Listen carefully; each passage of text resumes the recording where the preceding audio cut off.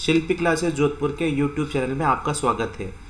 आज से हम एक नई कड़ी इसमें पेश कर रहे हैं, क्योंकि हिस्ट्री के वीडियो चल रहे हैं, कला संस्कृति के चल रहे हैं, इंग्लिश के चल रहे हैं, मैथमेटिक्स के चल रहे हैं और करंट अफेयर्स जो कि पिछले 5 से 6 दिन से चल रहे हैं। तो आज से हम इंग्लिश के वीडियोस जो कि जितने भी इम्पोर्टेंट क्वेश्चन हैं, जितने भी तरह के क्वेश्चंस बनते हैं, चाहे वो फिल इन द ब्लैंक्स हो, चाहे वो स्पॉटिंग एरर हो, चाहे वो सेंटेंस करेक्शन हो, जितने भी तरह के इंग्लिश के क्वेश्चन बनते हैं वो सारे के सारे अब ये इसके अंदर इस वीडियोस में आएंगे आपके। तो आज है important questions part 1 by Surya sir. Next first question है आपका, ही केम लेट डिडंट ही। जितने भी एक अफर्मेटिव सेंटेंस मतलब सकारात्मक वाक्य होते हैं, जब उनका क्वेश्चन टैग होता है तो वो हमेशा नेगेटिव होगा, और जितने भी नकारात्मक वाक्य होते हैं उनका क्वेश्चन टैग होता है पॉजिटिव। तो जब अपन इसकी बात करें, ही केम लेट, वह लेट आया क्या वह नहीं, तो इसका अपन को क्या आंसर देना है, पॉजिटिव आंसर। तो यहाँ पे हम क्या लगाएंगे, यस ही केम आ सकता है, यस ही डिड आ सकता है, यस डिड ही आ सकता है, या फिर यस ही डज। तो लेकिन अपन को पता है यहाँ पे लिखा हुआ है डिडंट, तो डिड का मतलब क्या हुआ, यहाँ पे आ जाएगा यस ही डिड। तो ऑप्शन नंबर बी एकदम सही है। क्वेश्चन नंबर 2 कहता है, ही वोंट हेल्प अस। जैसा कि आपको पता है ये एक नेगेटिव सेंटेंस है। नेगेटिव मतलब वोंट का मतलब हो गया विल नॉट। विल नॉट की शॉर्ट फॉर्म होती है वोंट। इंग्लिश का एक अपवाद है ये, और इसका क्वेश्चन टैग क्या हुआ, पॉजिटिव। और इसका आंसर अपन को क्या देना है, नेगेटिव में देना है। तो अपन क्या लगाएंगे, यहाँ पे नो तो लिखना ही है। अब आगे क्या लगाएंगे अपन, विल ही विल लगाएंगे, ही वोंट लगाएंगे, ही वुड लगाएंगे, या फिर ही वुडंट लगाएंगे। तो विल ही का होगा नो, ही वोंट। इसका आंसर होगा no, he won't. Question number 3 कहता है, आई एम राइट, मैं सही हूँ। जब भी अपन बात करते हैं अफर्मेटिव सेंटेंस की तो उसका क्वेश्चन टैग होगा नेगेटिव। तो एम नॉट की शॉर्ट फॉर्म एमंट नहीं होती है। एम आई हो नहीं सकता, आर आई हो नहीं सकता, बचा अरंट। एम नॉट की शॉर्ट फॉर्म अरंट होती है, और ये इंग्लिश लैंग्वेज का सबसे बड़ा अपवाद है। एम नॉट की short form aren't, are not की आरंट, भी अरंट दोनों की क्या होती है, अरंट ही होती है। और इज नॉट की इजंट होती है, विल नॉट की वोंट होती है, शैल नॉट की शेंट होती है। Next, everyone was happy dash. अब हर एक जना क्या था, हैप्पी था। तो यहाँ पे क्या लगाएंगे, वॉज तो है ही, लेकिन क्या है, बहुत सारे लोग हैं, तो ये अपन क्या लगाएंगे, वरंट दे, क्योंकि एवरीवन वॉज हैप्पी एक अफर्मेटिव सेंटेंस है और इसका क्वेश्चन टैग क्या बनेगा, नेगेटिव। तो आंसर क्या आएगा, weren't they. Next, neither of them new the answer, मतलब उनमें से किसी को भी नहीं पता था। तो उनमें से का मतलब क्या हो गया, ज़्यादा हो गए। तो neither of them new the answer, ये इसका मतलब क्या हुआ, किसी को आंसर पता नहीं था। तो इसका ऑप्शन क्या होगा, डिड दे, क्योंकि ये एक नेगेटिव सेंटेंस है, क्योंकि इसका भाव क्या है, नेगेटिव। तो इसका क्वेश्चन का क्या बनेगा, did they question tag. Neither of them dash hard working. अब ऑप्शन नंबर देखो, आर हो सकता है, बिल्कुल हो सकता है, इज नहीं हो सकता, वर हो सकता है, और डैश हैव बीन। लेकिन उनमें से कोई भी हार्ड वर्किंग नहीं था। तो जब था की बात आती है तो यहाँ पे अपन क्या लगाएंगे, वर, क्योंकि आर नहीं लगा सकते। ठीक है। नेक्स्ट क्वेश्चन नंबर 7 है, each of us dash given a prize. Each of us मतलब प्रत्येक को अपना अपना प्राइज मिल गया। तो ईच ऑफ अस के साथ हमेशा क्या आता है, हैज़ आता है। Each of us has given a prize. Next question number 8 कहता है, the 2 girls like dash very much. अब जब अपन 2 जनों की बात करते हैं, मतलब 2 जने आपस में एक दूसरे को लाइक करते हैं, तो 2 जनों की बात करते हैं तो अपन लगाते हैं ईच अदर, और 2 से ज़्यादा हो जाते हैं तो क्या लगाते हैं, वन अनदर। तो इसके अंदर ऑप्शन क्या है, ईच अदर। तो ईच अदर एकदम परफेक्ट है, ऑप्शन नंबर बी इसमें सही है। ईच तो आता ही नहीं है, और वन अनदर 2 से अधिक के लिए लगाते हैं अपन। क्वेश्चन नंबर 9 कह रहा है, by this time next year, मतलब इस दौरान अगले साल, मतलब जो आने वाला साल है, शी डैश हर कोर्स। अब जब ये साल आएगा तो वो अपना कोर्स ख़त्म कर चुकी होगी। जब भी अपन का होता है चुका होगा या चुका, तो क्या लगाते हैं अपन, परफेक्ट टेंस। तो फ्यूचर परफेक्ट के अंदर हेल्पिंग वर्ब लगता है विल हैव और उसके साथ वर्ब की third form will have completed.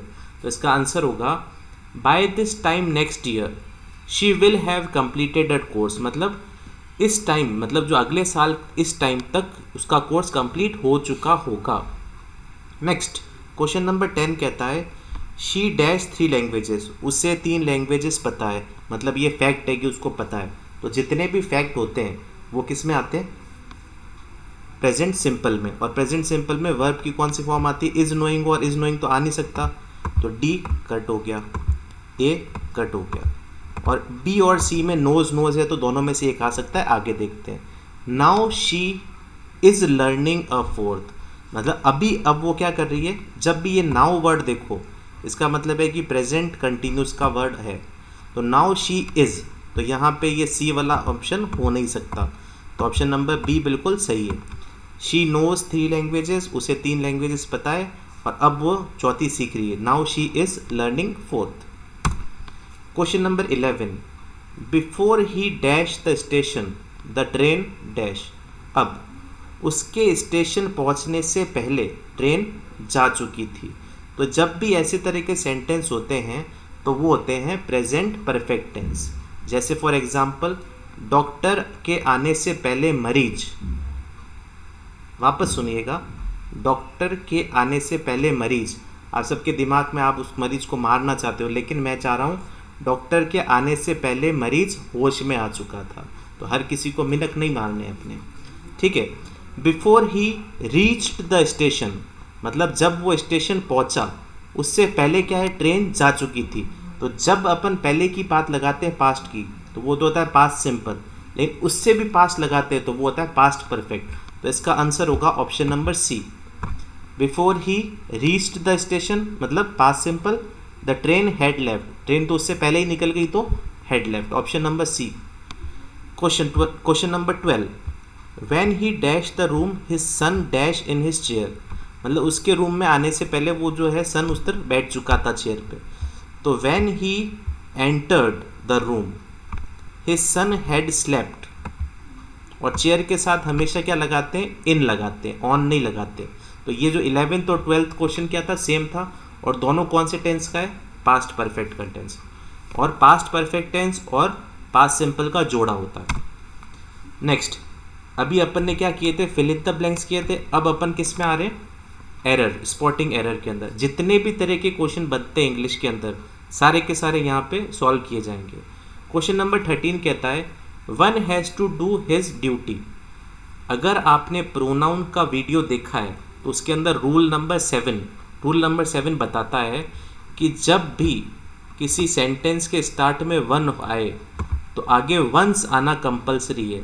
लेकिन यहाँ पे क्या आ रहा है? हिज। तो ये हिज क्या है? गलत है। One has to do one's duty, तो यहाँ पे ऑप्शन नंबर सी में गलती है। जब भी आप वन देखें आगे वंस आना कंपलसरी है। Question number 14 people believe that the God is omni present. भगवान के लिए 3 वर्ड जो मैं आपको बताता हूँ आज। एक पहला वर्ड है ओमनी प्रेजेंट, दूसरा वर्ड है ओमनी सिएंट और तीसरा वर्ड है ओमनी प्रोटेंट। ओमनी का मतलब होता है सर्व, तो जो सर्व जगह, हर जगह प्रेजेंट है उसका मतलब होता है ओमनी प्रेजेंट, जैसे भगवान। ओमनी सिएंट, सिएंट का मतलब होता है नॉलेज और ओमनी का मतलब होता है सब। तो जो सबकी, जो सर्व ज्ञानी है वो कौन है? God, omniscient. और जो सर्वशक्तिमान है वो भी कौन है? भगवान, तो ओमनी पोटेंट। ये 3 वर्ड गॉड के लिए लगते हैं। और अब इसमें क्या गलती है? बहुत ही ज़्यादा बड़ी गलती है। यहाँ पे इन्होंने आर्टिकल द का यूज़ किया है। सबसे ऊपर है भगवान और भगवान ने मनुष्य बनाया, मनुष्य ने आर्टिकल बनाए और अब गॉड के आगे आर्टिकल लग रहा है। ऐसा नहीं होता है। ऑप्शन नंबर बी में एरर है। गॉड के आगे कोई तरह का आर्टिकल नहीं आता है। और गॉड चाहे बीच में लिखो, चाहे एंड में लिखो, चाहे स्टार्टिंग में लिखो, हमेशा जी कैपिटल लिखना है। ये सबसे बड़ा गुनाह है। जैसे समझ लो अगर आपने मर्डर किया है तो फांसी गुनाह है, फांसी की सज़ा है। वैसे अगर गॉड का जी छोटा लिख दिया तो फांसी की ही सज़ा है। नेक्स्ट 15 कहता है dog is a faithful animal. तो यहाँ पे डॉग के साथ में आर्टिकल द का यूज़ होगा। The dog is a faithful animal. Question number 16 है मैन इज़ इमोर्टल। इसमें कोई भी तरह का एरर नहीं है। मैन इज़ मोर्टल मतलब मैन को जो है मरना ही है एक दिन। अगला इमोर्टल, मोर्टल का जो ऑपोजिट है एंटोनिम होता है इमोर्टल, इमोर्टल का मतलब होता है अमर। क्वेश्चन नंबर 17 कहता है the platinum is a precious metal. जितने भी तरह के धातु होते हैं, चाहे गोल्ड हो, चाहे सिल्वर हो, चाहे आयरन हो, किसी के भी आगे आर्टिकल का प्रयोग नहीं होता है। तो ऑप्शन नंबर ए में एरर है। तो ये थे क्वेश्चन एरर्स के। नेक्स्ट फिर से फिल इन द ब्लैंक से, लेकिन इसमें करेक्ट प्रीपोजिशन आपको बताना है। प्रीपोजिशन क्या होता है? सबसे पहली बात तो प्रीपोजिशन जो दो वर्ड्स को जोड़े उसको प्रीपोजिशन कहते हैं, और जो समय से या जगह से स्थान पे आए उसको भी प्रीपोजिशन कहते हैं। तो प्री को अगर देखें तो प्री मतलब होता है पूर्व, और पोजीशन का मतलब होता है स्थान। जो स्थान से पूर्व आए उसको प्रीपोजिशन कहा जाता है। क्वेश्चन नंबर 18 कहता है he was absent dense the class, मतलब वो एब्सेंट था क्लास से।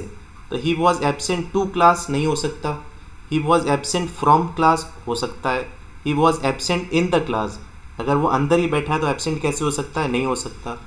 तो ए गलत हो गया, सी गलत हो गया।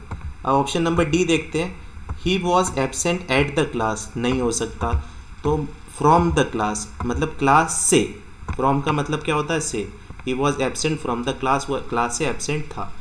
क्वेश्चन नंबर 19 कहता है the proposal was acceptable dash मी, मतलब मेरे द्वारा, और द्वारा का मतलब होता है बाय, लेकिन बाय यहाँ पे कहीं है नहीं, आना तो क्या चाहिए? बाय आना चाहिए। The proposal by was acceptable by me. लेकिन देखते हैं, पहला नंबर ऑप्शन 2 पता नहीं, ऑप्शन नंबर 2 इन तो आ ही नहीं सकता, विथ साथ में नहीं आ सकता, फ्रॉम से नहीं आ सकता, तो बचा तो क्या है? 2 ही है। तो एक बार वापस पढ़ते हैं। The proposal was acceptable to me, मतलब मुझे ये प्रपोजल एक्सेप्टेबल था, बिल्कुल सही है। Option number 2, option number A 2 सही है। नेक्स्ट क्वेश्चन है द मिनिस्टर वॉज अकम्पनीड। जब भी आप वर्ड देखो अकम्पनीड, उसके साथ बिना कुछ सोचे आपको बाय लगाना है। सीधा सीधा क्वेश्चन है, accompany by. The minister was accompanied by his private secretary, सचिव मतलब। क्वेश्चन नंबर 21 देखिए, यहाँ तक क्या थे? 18, 19, 20 थे प्रीपोजिशंस के, ठीक है, प्रीपोजिशंस। लेकिन 21, 22, 23 क्या है? टेंस के हैं, ठीक है। आई would rather dash a cup of T. जब भी आप रेदर वर्ड देखो तो आपके साथ में आगे फर्स्ट फॉर्म आएगी। तो आई would rather like a cup of T, तो आंसर क्या आएगा? ऑप्शन नंबर डी, क्योंकि बाकी सब में फर्स्ट फॉर्म नहीं है। आई वुड रेदर, अब देखिए यहाँ पे मैंने अभी आपको बताया ऑप्शन नंबर ए सही है, इसको तो आपको समझने की भी ज़रूरत नहीं पड़ेगी, क्योंकि रेदर के साथ हमेशा वर्ब की फर्स्ट फॉर्म आएगी। I would rather go home now. 23 कहता है I am not accused to dash personal information about myself to strangers. तो यहाँ पे टू के साथ, जब भी आप ये टू देखो तो टू के साथ वर्ब की फर्स्ट फॉर्म आती है हमेशा, क्योंकि इनको इन्फिनेटिव्स कहा जाता है। तो यहाँ पे क्या है? वर्ब की फर्स्ट फॉर्म तो है नहीं, तो अब अपन क्या लगाएंगे? टू। यहाँ पे ऑप्शंस के अंदर गलती है, ठीक है, तो यहाँ पे गिव ना होके यहाँ पे क्या होगा? आई, गिव। तो यहाँ पे गिव ही होगा, ऑप्शन नंबर बी बिल्कुल सही है। और नेक्स्ट क्वेश्चन नंबर 24 कहता है वीक। अब यहाँ पे सिनोनिम बताते हैं। सिनोनिम का मतलब होता है पर्यायवाची शब्द, और एंटोनिम का मतलब होता है विलोम शब्द, मतलब उल्टा। तो वीक का मतलब क्या होता है? कमज़ोर। और फीबल का मतलब भी क्या होता है? कमज़ोर। लेकिन अपन आगे के ऑप्शन भी देखते हैं। स्ट्रॉन्ग मतलब होता है बहुत ही ताकतवर, फर्म मतलब होता है हल्का, लेकिन वीक, फीबल और वीक मतलब सेम होता है। ऑब्स्टिनेट मतलब होता है थोड़ा सा भारी। तो इसमें ऑप्शन नंबर ए बिल्कुल सही है। क्वेश्चन नंबर 25 देखते हैं होली। होली का मतलब क्या होता है? धर्म से रिलेटेड है होली। तो फेमस मतलब क्या होता है? बहुत ज़्यादा फेमस, ये हो नहीं सकता। सेक्रेड, सेक्रेड का मतलब भी धर्म से रिलेटेड होता है। वर्शिप मतलब तो पूजा करना, नहीं हो सकता। प्रे मतलब भी पूजा करना, नहीं हो सकता। लेकिन ये sacred, it is a Holi book, it is a sacred book. तो ऑप्शन नंबर 25 का ऑप्शन नंबर बी बिल्कुल सही है। तो इसी तरह से सारे के सारे क्वेश्चंस अपन को 25 क्वेश्चंस 25 to 30 क्वेश्चंस में आपको डेली देता रहूँगा। और ये सबसे ज़्यादा इम्पोर्टेंट है, आप वीडियोस देखो क्वेश्चन सॉल्व करो, वीडियोस देखो क्वेश्चन सॉल्व करो। और आज के लिए इतना ही। लाइक और सब्सक्राइब करें। टेलीग्राम पे डेली के क्वेश्चंस आते हैं। करंट अफेयर्स एक नया पार्ट स्टार्ट हो रहा है, कला संस्कृति के भी क्वेश्चंस आ रहे हैं, मैथमेटिक्स के भी वीडियोस अब बन रहे हैं। सो थैंक यू, और लाइक और सब्सक्राइब करें और ज़्यादा से ज़्यादा शेयर करें। Thank you.